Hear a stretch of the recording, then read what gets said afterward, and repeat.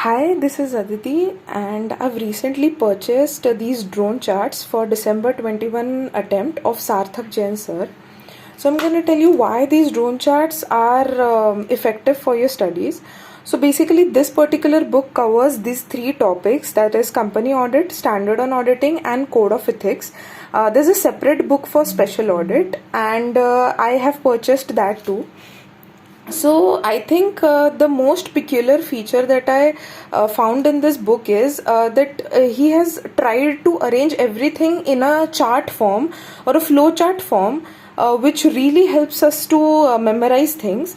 Also, as you can see, there is a lot of color coding used in this book, and I think because of these colors, it helps us to strike faster in our exam. Other than that, if I show you, okay, this is a page from Standards of Auditing.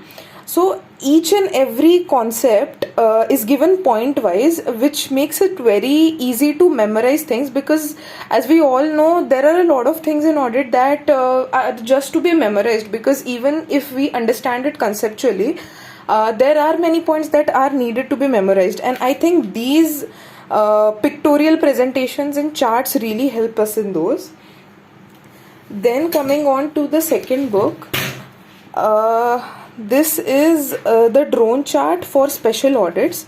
So all the chapters are covered in this, and it is a very concise book, but it contains all the coverage that is there from the module. And I think one more amazing feature that I found is it contains almost more than 300 questions that we can practice then and there while reading this book. We don't have to really refer some other book for questions.